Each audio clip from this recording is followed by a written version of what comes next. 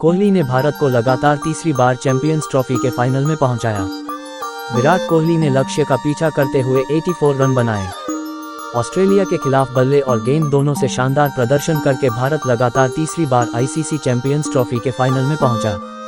रनों का पीछा करने में विराट कोहली का अहम योगदान रहा, जिन्होंने वनडे में रनों का पीछा करते हुए 1000 रन पूरे किए। उन्हें इस दौरान भरपूर समर्थन भी मिला। कोहली ने भारत को ट्रैक पर रखने के लिए कुछ उलझन भरे हालातों में भी लक्ष्य का पीछा किया।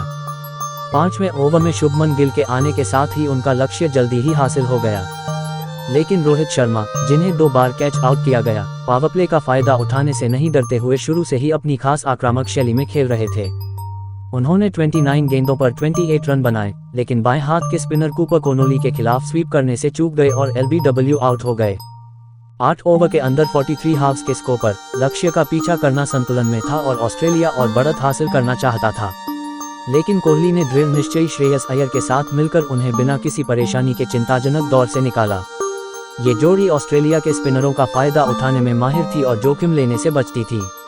उनकी 91 रनों की साझेदारी ने लक्ष्य का पीछा करना फिर से पटरी पर ला दिया और आगे बढ़ने के लिए एक ठोस नींव भी रखी। कोहली ने अपना 74वां वनडे अर्धशतक पूरा किया, लेकिन इसके तुरंत बाद ही उन्हें आउट कर दिया गया। कोनोली ने गेंद को आगे की ओर बढ़ाया, लेकिन ग्लेन मैक्सवेल ने डाइव लगाकर शॉर्ट एक्स्ट्रा कवर पर गेंद को गिरा दिया। अय्यर, जो तब तक कॉम्पैक्ट थे, जंपा की स्लाइडर पर आउट हो गए और 45 रन पर बोल्ड हो गए। लेकिन कोहली को अक्षर पटेल के रूप में एक और सक्षम साथी मिला, जिन्होंने तनवीर संध्रा की गेंद पर स्लॉग स्वेप छक्का लगाकर शुरुआत की। 50 गेंदों पर उनकी 44 रनों की साझेदारी ने भारत को लक्ष्य के करीब पहुंचाया और साथ ही ये भी सुनिश्चित किया कि आवश्यक रन रेट कभी भी हाथ से बाहर न जाए। धीमी सतह पर ऑस्ट्रेलिया नियमित स्ट्राइक के जरिए खेल को आगे तक खींच पाने में सक्षम था। इसके बाद अक्षर को नाथन एलिस ने शॉर्टिश डिलीवरी पर बोल्ड किया, जो ऑफ स्टंप पर स्किड हुई। इसके बाद केएल राहुल ने भी इसी तरह की पारी खेली, जबकि कोहली ने एक छोर संभाले रखा। आखिरी 10 ओवरों में भारत को 65 रन चाहिए थे, लेकिन उसके पास 6 विकेट बचे थे। राहुल ने दबाव को कम करने के लिए अगले ओवरों में 2 चौके लगाए। उन्होंने एडम जंपा की गेंद पर एक और लॉफ्ट लगाया, जिससे समीकरण और भी बिगड़ गया। लेकिन उसी ओवर में कोहली ने असामान्य रूप से जंपा की गेंद पर लॉफ्ट करने का प्रयास किया, लेकिन लॉन्ग ऑन पर होल आउट हो गए। समीकरण अभी भी रन ए बॉल होने के कारण ऑस्ट्रेलिया के पास खेल में वापस आने का मौका था। हालांकि हार्दिक पांड्या ने लेग स्पिनरों के खिलाफ 3 छक्के लगाकर अपनी बल्लेबाजी का लोहा मनवाया और भारत ने बढ़त हासिल कर ली। पांड्या की 24 गेंदों पर 28 रनों की पारी ने मैच को निर्णायक रूप से भारत के पक्ष में मोड़ दिया और उन्होंने 11 गेंदें शेष रहते लक्ष्य हासिल कर लिया। ये गेंद के साथ भी इसी तरह के शानदार प्रदर्शन का नतीजा था, जिसमें उन्होंने ऑस्ट्रेलिया को गेंदबाजी करने के लिए कहने के बाद 264 के बराबर स्कोर पर रोक दिया था। भारत बिना किसी बदलाव के टीम के साथ उतरा, जिसका मतलब है कि उनके पास आक्रमण में 4 मुख्य स्पिनर थे, एक नई सतह पर और एक ऑस्ट्रेलियाई बल्लेबाजी लाइनअप के खिलाफ जो दबाव को उलटने के लिए उत्सुक था। वे पिछले खेल की तरह उतना दबदबा नहीं बना पाए, लेकिन वे फिर भी सही प्रभाव बनाने में सफल रहे। इसकी शुरुआत वरुण चक्रवर्ती से हुई, जिन्होंने अपनी पहली गेंद पर ट्रेविस हेड को आउट किया, जिससे भारत के दुश्मन लॉन्ग ऑफ पर गेंद को मिस कर गए। हेड ने 33 गेंदों में 39 रन बनाकर मिश्रित सफलता हासिल की। उन्होंने पहली 11 गेंदों का सामना किया, जिसमें उन्होंने केवल 1 रन दिया। उसके बाद वे तेजी से रन बनाने में सफल रहे।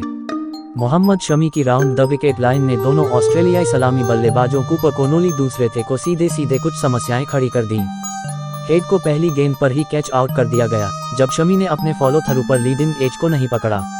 लेकिन तेज गेंदबाज ने कोनोली पर बेहतर प्रदर्शन किया, उनकी गेंद के बाहरी किनारे पर बार बार प्रहार किया तथा 9 गेंदों पर 0 पर आउट हो गए।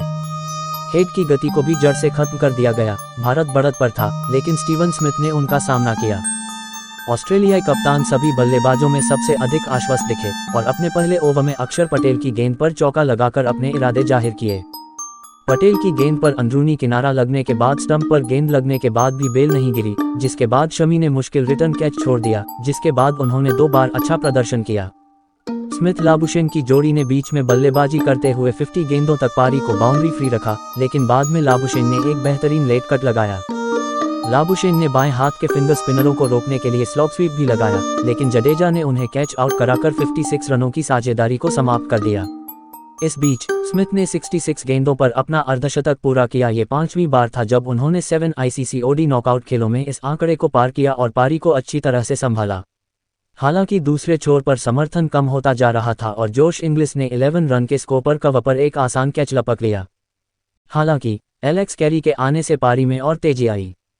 स्मिथ के साथ उनकी 54 रन की साझेदारी मध्य ओवरों में 1 रन प्रति गेंद के करीब रही, जिसमें स्पिनरों ने सबसे ज्यादा आक्रमण किया। कैरी इस साझेदारी में आक्रामक रहे और उन्होंने ऑस्ट्रेलिया को लगभग अकेले ही पारी के बाकी हिस्सों में आगे बढ़ाया। स्मिथ की सतर्कता तब समाप्त हुई जब वे शमी के खिलाफ आउट हो गए और 73 रन पर फुल टॉस चूक गए। ऑस्ट्रेलिया की मुश्किलें तब और बढ़ गई जब अक्षर ने ग्लेन मैक्सवेल को बाउंड्री लगने के तुरंत बाद बोल्ड कर दिया। लेकिन कैरी ने इसके बाद जिम्मेदारी संभाली और सिर्फ 48 गेंदों पर अर्धशतक पूरा किया और कुलदीप यादव को बेअसर करने में अहम भूमिका निभाई। लेकिन जैसे ही वे बड़े स्कोर के लिए तैयार हो रहे थे, श्रेयस अय्यर ने दूसरा रन लेने की कोशिश में उन्हें सीधे रन आउट कर दिया। कैरी ऑस्ट्रेलिया के 8वें विकेट बने जब 3 ओवर बचे थे, जिससे उन्हें आखिरी ओवर में बढ़त हासिल करने का मौका नहीं मिला और वे अंतिम ओवर में 264 रन पर आउट हो गए। संक्षिप्त स्कोर: ऑस्ट्रेलिया 49.3 ओवर में 264 रन पर all out. Steven Smith 73, Alex Carey 61, Mohammed Shami 3-48, Bharat 267 six, Virat Kohli 84, Shreyas Iyer 45, KL Rahul 42 से 4 विकेट से हार गया।